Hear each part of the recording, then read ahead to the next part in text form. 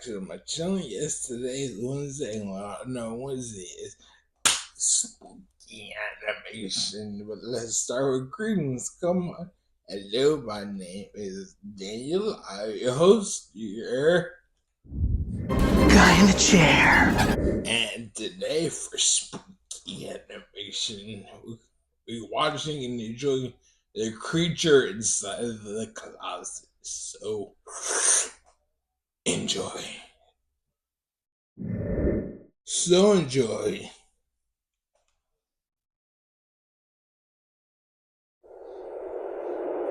I live in Limburg. That is the most southern province of the Netherlands.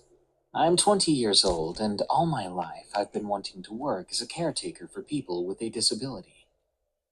Just a few months ago, my dream came true, and now I work as a full-time caretaker at a living facility in Maastricht. At this facility, my story takes place. The living facility is positioned just outside of Maastricht City. Before the building became a housing facility, it was a laundromat for the people living on that street. The facility consists of 3 houses that are internally connected. Each one can house 8 people. That makes a total of 24 patients that live in the facility. Each patient has his or her own room, ranging from small to large, to a separate bathroom and kitchen, to a shared bathroom in the hallway. I first began working at this facility when I was just 17 years old, as an intern for my education. The story starts 2 years ago, when one of my patients that had lived there for 3 years moved out to live at another facility. His family claimed that the patient did not feel safe in his room because he would hear knocking coming from his closet.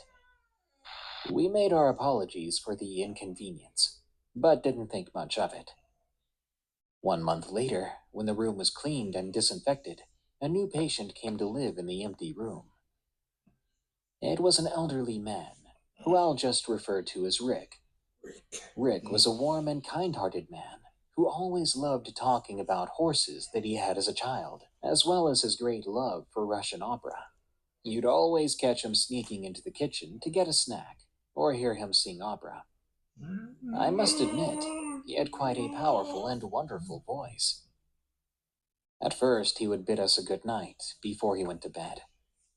But as time went by, Rick seemed more and more distressed. He didn't eat and didn't drink as much as he used to, and he lost weight at a troubling rate. He would sit quietly on the couch, staring blankly at nothing. When asked what was wrong, he would say that he had a terrible nightmare of some kind of creature lurking in his closet.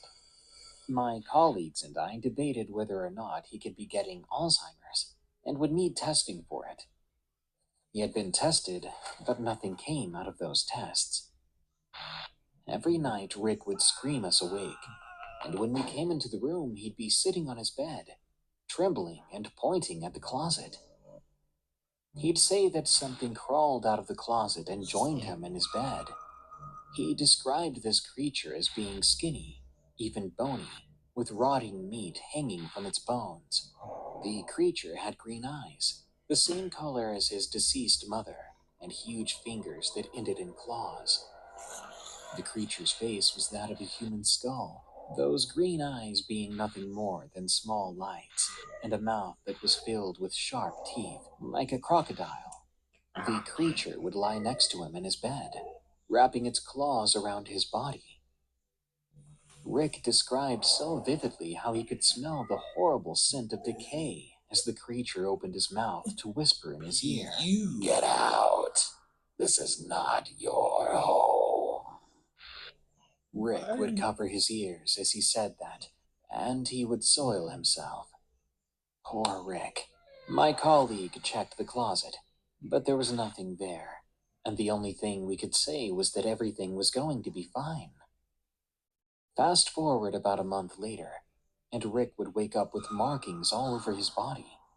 Deep scratches that appeared to be claw marks. There were even bite marks that were deeper and more animalistic than any human bite. Rick would not want to go into his room anymore, and he would bring his dinner to his room and place it at the door of his closet. My colleagues would take the food away, much to Rick's horror. He'd say that we would make the creature angry, and if it was angry, it would punish him. I feel so sorry for him, especially seeing the fear in his eyes as we scolded him and took away the plate. There was 2 weeks of this, the same thing happening with Rick. One of my closest colleagues and I were working the night shift one night.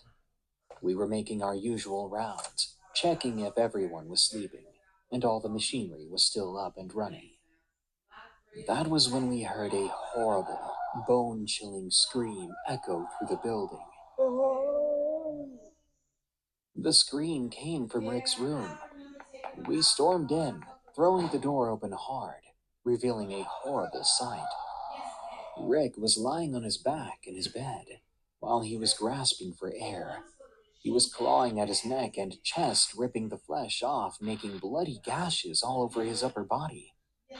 His bed and himself were covered in blood, and there was a trace of blood leading to his closet, which was now slightly opened. My colleagues dialed 112. That's the emergency line in the Netherlands. While I desperately tried to stop Rick from clawing, the only thing Rick did was scream, as if possessed, and stared at the ceiling. After what seemed like forever, the ambulance came and took Rick away. A week later, we received the sad news that Rick had died. The room once again was left empty. The blood was cleaned up by a cleaning company and the room would be occupied soon enough. But even before the room was occupied, I found another patient standing in the room in front of that closet. "Hey, what are you doing in here?" I asked her as I walked into the room. The patient had stared at me and had muttered, "This room should not be occupied ever again. It is angering him."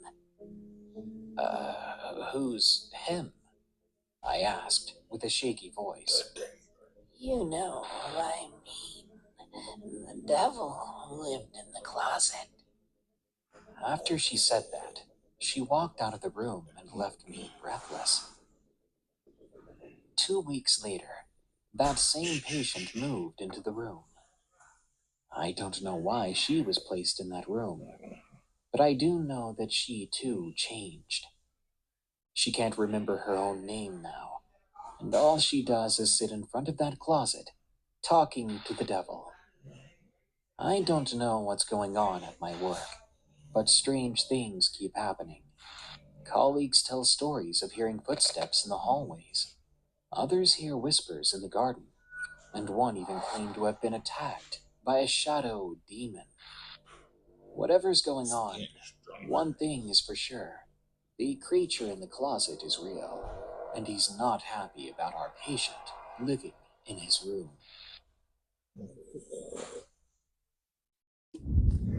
Hey guys, all I got to say, demon! Nah, but something was living there. That's why you don't mess with people overseas, all that. No. Ghost story, I don't hint that. I don't even much go in my closet at night. I'm just chicken shit. But here's what I say: like, comment, share, and subscribe. But I'll leave you with this. I had a wonderful night, and the rest of your day goes really well. And I'll see you in the next video. Bye.